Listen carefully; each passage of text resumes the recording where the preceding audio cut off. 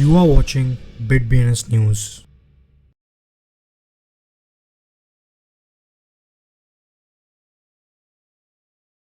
నమస్తే BNS Telugu news channel కి స్వాగతం సుస్వాగతం. నేను మీ వెంకట్ సాయి కుమార్. ముందుగా వార్తల్లోని ముఖ్యాంశాలు. ఓటీసీ క్రిప్టో ట్రేడింగ్ కోసం SFC supervision Hong Kong considers. Nvidia market విలువ సిగ్నిఫికెంట్ గ్రోత్ ని చూస్తుంది. Marathon digital holdings bit coin holdings ను 26,200 BTC కి పెంచినట్టుగా తెలుస్తుంది. యూనిస్వాప్ ఫంక్షన్ అప్గ్రేడ్ ని పూర్తి చేసింది. మ్యూజిక్ స్ట్రీమింగ్ ప్లాట్ఫామ్ ను మెరుగుపరచడానికి Tune.fm $50 million పెట్టుబడిని పొందుతుంది.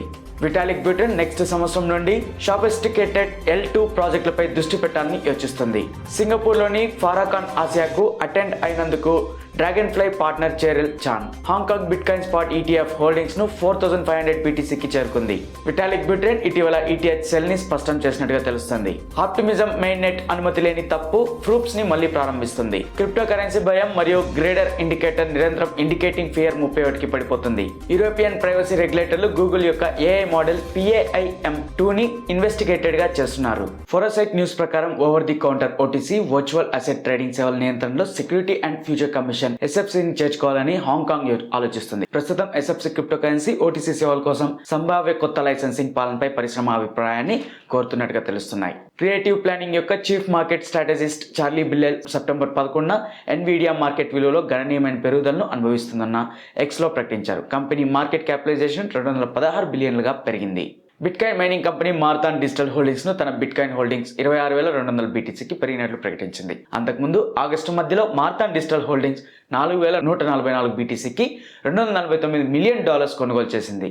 యూనిస్వాప్ దాని స్వాప్ ఫంక్షన్ అప్డేట్ పూర్తయినట్లు ప్రకటించింది. ఈ ఇంప్రూవ్మెంట్ యూజర్స్ అన్ని నెట్వర్క్ల మధ్య మారాల్సిన అవసరం లేకుండానే టోకన్లను వీక్షించడానికి మరియు ఎంచుకోవడానికి అనుమతిస్తుంది. కాయిన్ టెలిగ్రాఫ్ ప్రకారం decentralized music streaming platform Tune.fm substantial పెట్టుబడిని ప్రకటించింది. సెప్టెంబర్ 12న ప్రోటోకాల్ గ్లోబల్ ఎమర్జింగ్ మార్కెట్ నుండి $50 మిలియన్ క్యాపిటల్ పొందినట్లు వెల్లడించింది. ఇథీరియం సహ వ్యవస్థాపకుడు విటాలిక్ బ్యూటెన్ సెప్టెంబర్ 12న సోషల్ మీడియాలో ప్రకటించాడు. వచ్చే ఏడాది ప్రారంభమయ్యే బ్లాగ్లు మరియు ప్రసంగాలు వంటి పబ్లిక్ ఫోరంల స్టేజ్ 1 లేదా అంతకంటే ఎక్కువ స్థాయికి చేరుకున్న లేయర్ 2 ప్రాజెక్టులు మాత్రమే చర్చపై దృష్టి పెట్టాలని యోచిస్తున్నట్లు ప్రకటించింది. డ్రాగన్ ఫ్లై భాగస్వామ్యం చేరిన చాన్ ఆసియాలో మొట్టమొదటి పెద్ద స్థాయి ఫాగ్ కాస్టన్ పర్యావరణ వ్యవస్థ ఆఫ్లైన్ ఈవెంట్ అయిన ఫాల్కాన్ ఆసియాకు హాజరైనట్లు అధికారికంగా చెప్పడం జరిగింది. సెప్టెంబర్ 11 నాటికి హాంకాంగ్ యొక్క బిట్ కాయిన్ స్పాట్ ETF మొత్తం 4,500 BTC ని కలిగి ఉంది. నిర్వహణలో ఉన్న ఆస్తులు AUM సుమారు $289 మిలియన్ గా గుర్తించడం జరిగింది.